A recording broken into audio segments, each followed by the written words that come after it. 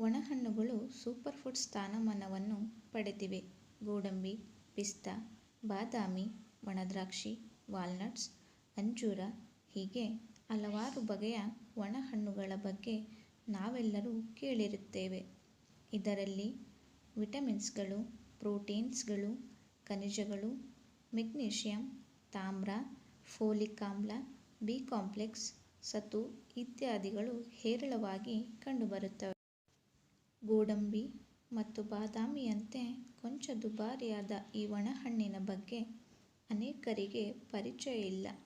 ಈ ಕಾಯಿ ಕಂದು ಬಣ್ಣದ ಹಣ್ಣಿನ ಬೀಜವಾಗಿದೆ. ಈ ಬೀಜಗಳು ಉದ್ದವಾದ ಆಕಾರದಲ್ಲಿ ಬಿಳಿಯಾಗಿರುತ್ತವೆ. ಈ ಬೀಜಗಳನ್ನು ಹುರಿದು ತಿಂಡಿ, ಸ್ಮೂತಿ ಅಥವಾ ಸಲಾಡ್ಗೆ ಸೇರಿಸುವ ಮೂಲಕ ಸೇವಿಸಬಹುದು. ಇವುಗಳನ್ನು ತಿನ್ನುವುದರಿಂದ ಮಧುಮೇಹ, ಬೊಜ್ಜು, ಕೊಲೆಸ್ಟ್ರಾಲ್ ಮೊದಲಾದ ಕಾಯಿಲೆಗಳು ಬರುವುದಿಲ್ಲ. ಇದರೊಂದಿಗೆ ಮನಸ್ಸನ್ನು ಸಹ ಬಲಪಡಿಸುತ್ತದೆ.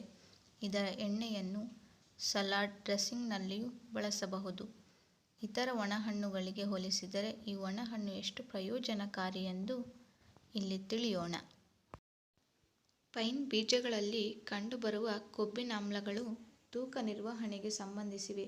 ಇದರಲ್ಲಿ ಪ್ರೋಟೀನ್, ಫೈಬರ್ ಮತ್ತು ಆರೋಗ್ಯಕರ ಕೊಬ್ಬುಗಳಿವೆ.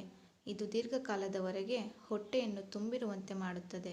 ಅಷ್ಟೇ ಅಲ್ಲದೆ ಈ ಒಣಹಣ್ಣು ಹೆಚ್ಚಿನ ಕ್ಯಾಲೋರಿಗಳನ್ನು ಹೊಂದಿದ್ದರೂ ಅವುಗಳನ್ನು ತಿನ್ನುವುದರಿಂದ ತೂಕ ಹೆಚ್ಚಾಗುವುದಿಲ್ಲ.